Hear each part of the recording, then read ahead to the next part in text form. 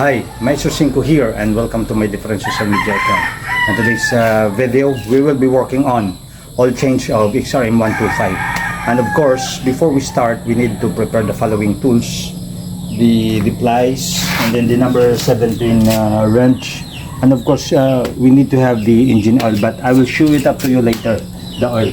Now, and one more thing, we need also the oil pan. Or drain oil pan, and then this is for the use oil. Okay, here we go, and now we will look for the drain plug. Okay, look here.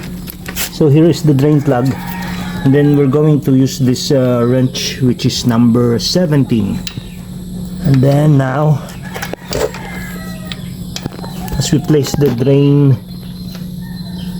this number 17 wrench, so we will be doing the counterclockwise motion to open this. So we will push it forward. So we're done.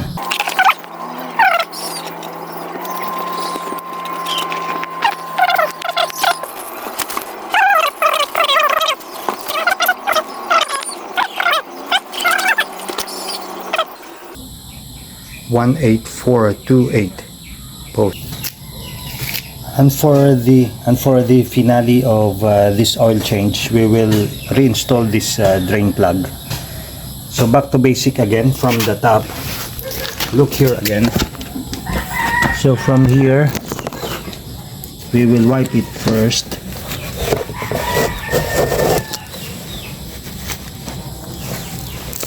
Yung size ng buho, kita ang buho.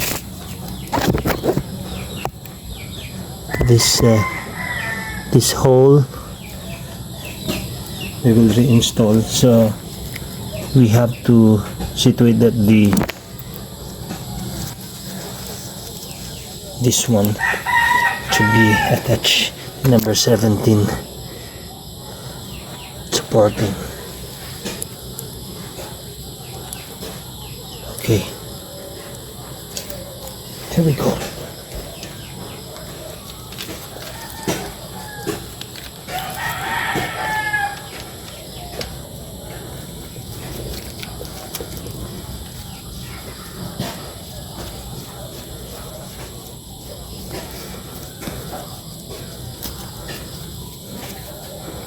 And now we're going to tighten it up. So observe from here, we will counter it clockwise 1, next, and 2, and 3 final. Clear. And then we will pour up the brand new oil. Here is the oil that I will be using, is the Pro Honda. This is the gold, but since we were struck by the Typhoon Ramil, we have to see to it that it's not contaminated with the water from the flood. We have to see to it that it is properly sealed. You can hear the cracking sounds, so clear. And then you can see the aluminum foil, which is the filled.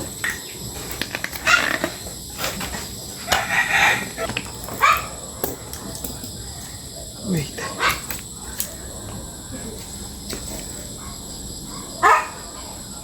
So the level of this oil, closer here, is here.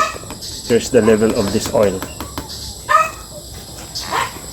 So we're going to puncture the aluminum seal.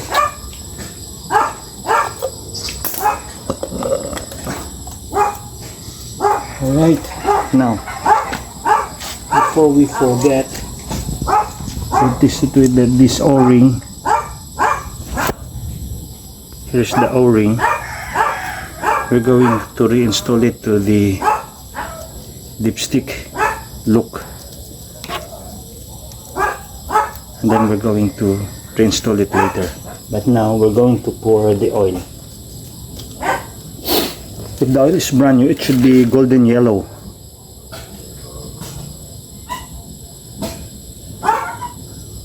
See, this is the brand new oil.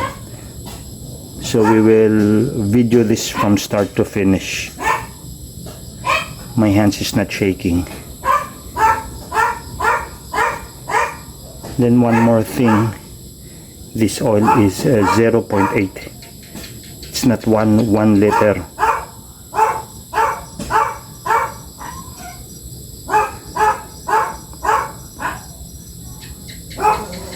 No leak.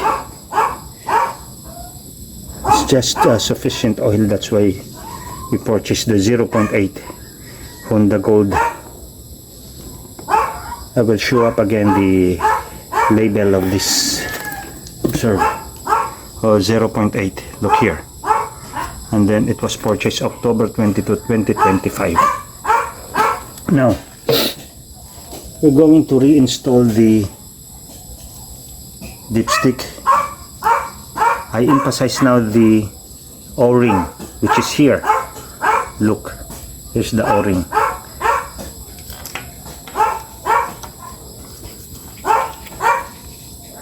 Alright, and then we're going to lock it using the plies or creasing, because later we're going to attach the sticker as locking system.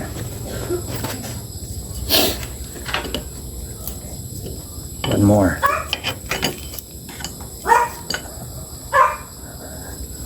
Alright.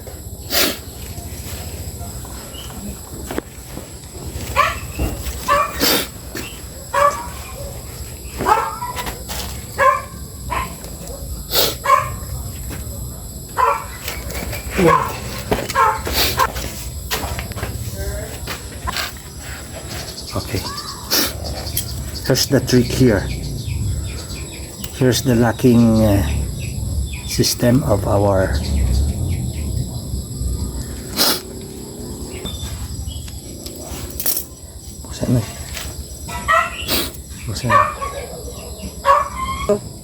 here's the trick. So since we don't have the lock here, we will use the sticker as our locking trick. So we will level it here to the end of this dipstick. So one and done. Now